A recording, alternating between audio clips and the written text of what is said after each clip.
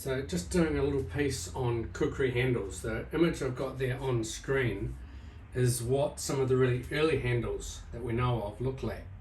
It's quite different to what a modern handle is. So there's one end of the handle, one kind of look at it. So what they have changed into though is much more like this handle. So not with the hilts and the guards and things. It still has a retention system for your hand, and that's this little ring here. Just take this one out so you can get a better look at it. So that ring there is designed to stop your hand from slipping up onto the blade, and then a widening at the tail end of the handle is designed to stop your hand from coming off when you're swinging it. Now this particular one is a stick tang, and most kukris were stick tangs. Early ones we know were partial stick. So what that means is the tang reduced considerably here and probably finished about there, and the rest of it was solid wood, just glued into place, and then with this little metal cap helping to both retain the blade and stop gunk getting into the area around the blade end. Now that changed at some point to full stick tang. So this time the blade's going all the way through, and you can see on the end cap there, it's got a little nodule. That's where it's come all the way through. Sometimes they're just capped off like this one is. Sometimes they come right through and are peened over and attached. So they basically, in the early days, I think they just heated it and pushed the metal on. Now they've got drills and things, so they can drill through, put the cap right through, and you get a somewhat better retention. Now this changed when the Mark 1 kukri came out. This was the first British issued kukri, and the stick tang on this one goes right through the piece of wood, and then there's a bolt countersunk into the wood which is attached on. Now I think this is a really good, attractive way of doing it. It makes it really, really tight, solid. It's not going to come off because that bolt is holding it onto place. And this was designed on the bayonets of the time, so designed to copy that, and really nice, good, solid retention. Still a stick tang. After the Mark 1 came the Mark 2. Now the Mark 2, so this is based on a Mark 2. It's a Mark 2 version, and instead of having a stick tang, it's got a full tang. This one's tapered, so that reduces the weight somewhat. So the blade in this one isn't reduced. It goes all the way through, and they've still got a butt cap on the end and things like that, but it's pinned into place. So there's three. This has three. There's normally two bolts going through it. These ones are a little brass cover, makes it very attractive. But the blade itself, like I said, this is not super traditional. This has got a Western style handle, but is a full tang. So the middle goes all the way through. You could argue that this is stronger. Maybe it is, maybe it isn't. What's not arguable is that this adds weight to the handle. So it's not quite as agile in the hand as a chopper, because you've got more weight, this full tang, at the base of the handle, whereas normally you've got that weight going forward. What that can look like is this here. So this is a handle which is Nepalese style.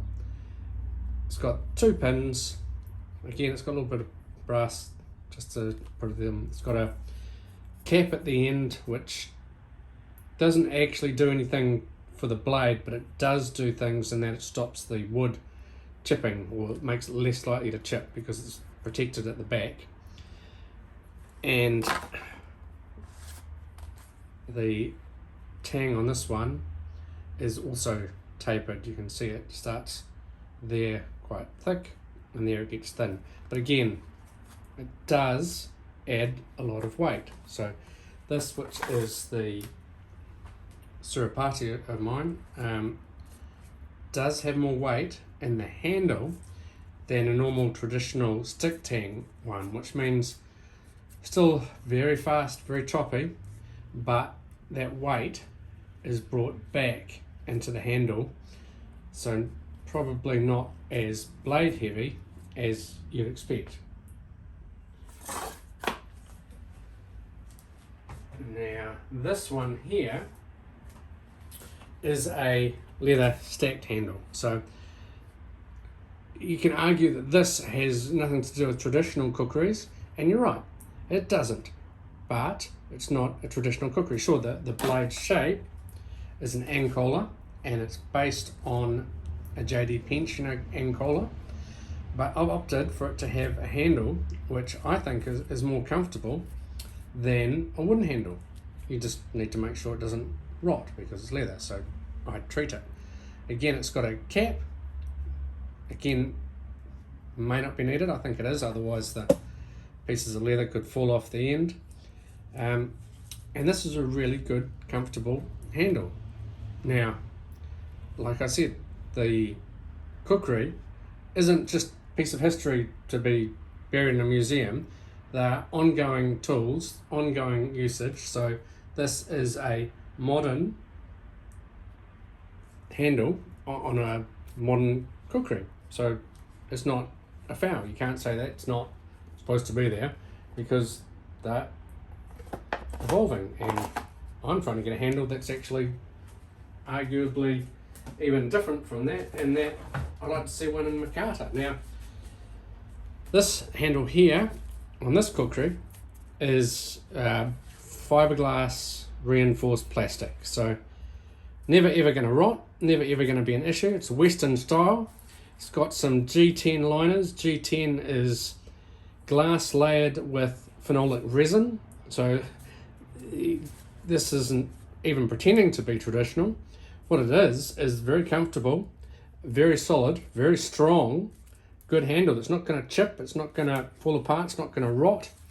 It's just not as attractive as a, nice wooden handle. This one is Indian rosewood, it's called. I've heard some people say that it's actually a Himalayan walnut. I don't know. I just know that wood has its own beauty, right? It takes on a patina over time. It has a really nice feel in the hand. It's a really good material, but what they can do is they can chip, and this one did chip. The little end there just popped off, not through any force or action, just went to take it out of its sheath one day and this bit was missing. So I suspect it's just changing element. So it came from up in the Himalayas down to New Zealand. The humidity and the air pressure change just allowed the wood just to flex slightly. There might have been a slight fault in it. Pop, off it comes. Now, the other thing, which I don't have a copy of, but which I've seen versions of, is that the Nepalese actually made handles, kukri handles, that were made out of metal. Same shape as this one, but they either made them out of brass or sometimes they made them out of aluminium, shaped them. They've also made some out of ivory and some other things, so I don't have any like that either yet. Trying to get one out of horn at some point. But same shape as this, but made out of metal, so that takes a whole another level of skill. And again, that's been then inserted, pinned over.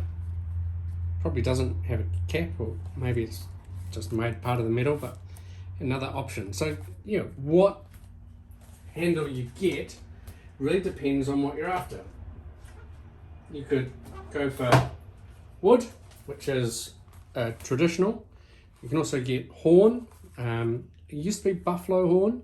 I've been told by others that now it's just yak, but either way you can get horn or bone. You get ivory handles, you can get metal handles, wood, plastic.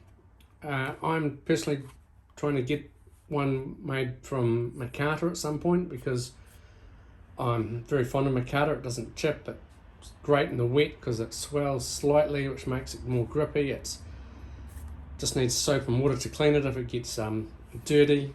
So it's a fantastic material that's immune to all sorts of nasties. It can scratch if you mistreat it, but you know, so can anything. So yeah, handles, getting a handle on handles.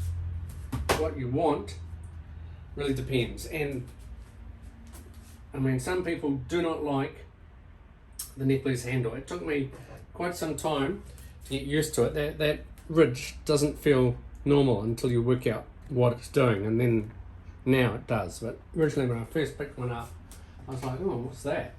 Now I do not mind it, although I do find this, the Western style one, more comfortable. It doesn't have that ridge, so I guess your hand could potentially slip onto the blade in this one. It won't come off, but the leather seems to add grip, so I don't think that's very likely, but it's probably not as secure as the other ones. This one, of course, has a finger guard, so that little bit there is designed to stop your hand going forward if you strike something.